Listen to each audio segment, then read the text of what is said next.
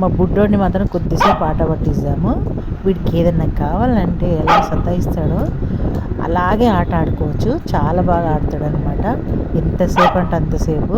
వాడికి విసుగు అనేది ఉండదు. వాడిని చూసి ఒకటి మాత్రం నేర్చుకోవచ్చు. వాడికి ఎంత ఓపికనో, అరే వద్దురా అంటే కూడా వినడు. అంత ఓపికగా అంత ఇదిగా మనం అడుగుతూ ఉంటాడు.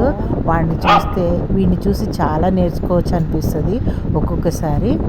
వాడు చేసే అల్లరి కూడా చాలా ముద్దుగా అనిపిస్తుంది అనమాట. ఇప్పుడు ఆట ఆడతాడు చూడండి.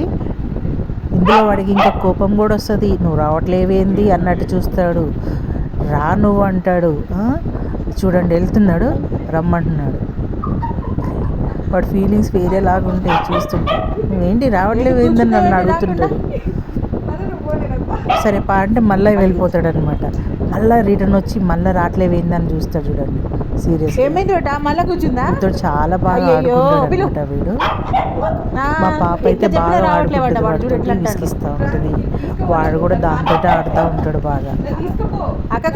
కరెక్ట్గా మీరు వాడి ఫీలింగ్స్ని చూడండి. చాలా బాగా చేస్తూ ఉంటాడు. మా హస్బెండ్ బయటకు వెళ్ళి వస్తే కూడా నాకేం తేలేదని కూడా అడుగుతాడు వాడు. వాడు అంత తెలివి వాడికి. వీడియోని చూసి అయితే మీరు ఎంజాయ్ చేయండి.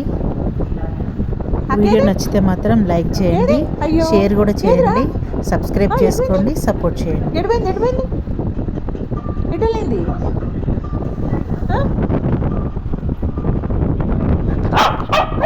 ఎటో పోయిందా? వచ్చిందా? సర్లే చెప్తాను, నేను చెప్తాను. వాడికంటే స్టిక్కీ పెట్టా వెళ్తుందా? నాకు చెప్తాను కదా వెళ్ళు అంటాడు.